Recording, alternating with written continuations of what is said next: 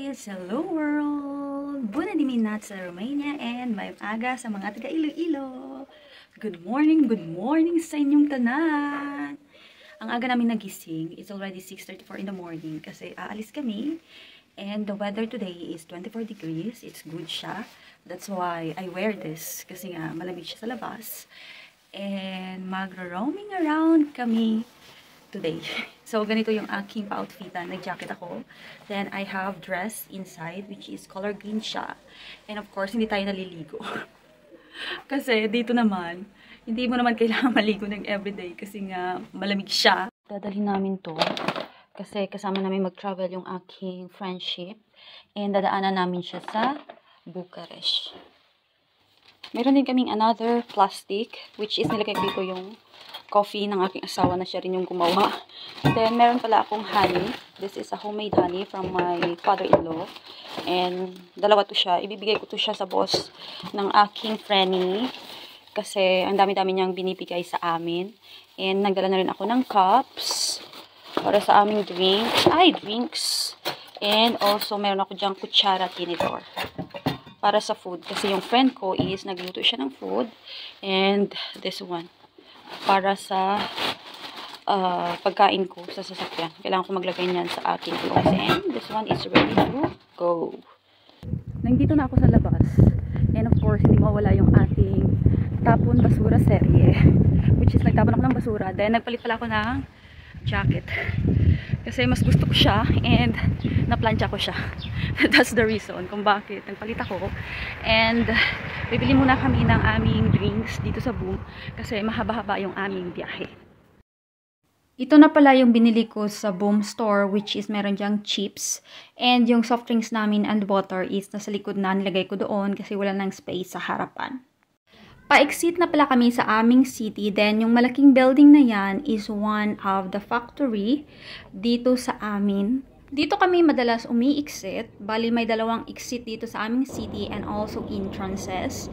Pero, dito yung pinili namin kasi nga dadaan kami sa my village.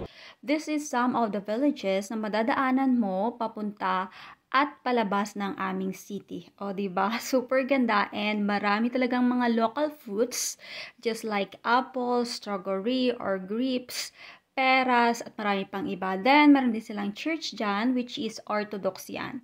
Then, every village naman dito is meron of course store. Hindi talaga yan mawawala. And yung transportation dito is bus. Then, papasok na pala tayo sa entrance or bukana ng capital, which is yung Bucharest. Ito talaga yung gandang-ganda ako sa new bridge. Yes, this is a new bridge. Before wala to. Pero ngayon, it's very easy na and convenient. Especially sa mga nagtra-transport going to the capital.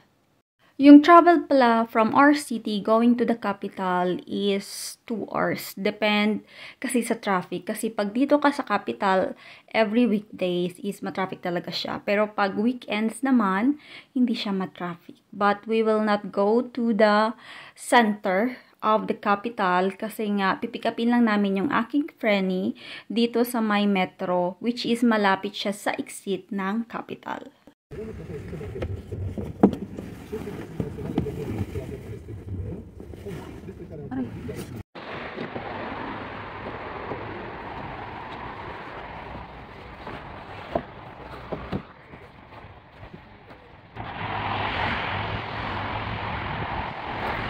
Nandito na kami sa capital at nandoon nga yung metro, which is dyan lalabas yung aking friend kasi galing pa siya ng militar. So, every time na pupunta siya sa amin or sinusundo siya namin dito sa capital, dito lang kami naghintay kasi mas malapit siya sa exit ng palabas ng capital.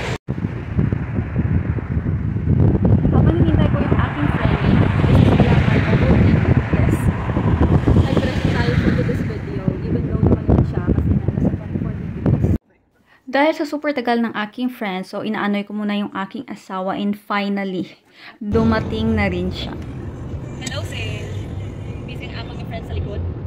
Sel, say hi! Hi! What is that video? That is me. Say hi, seryoso. Kita na siya. Smile na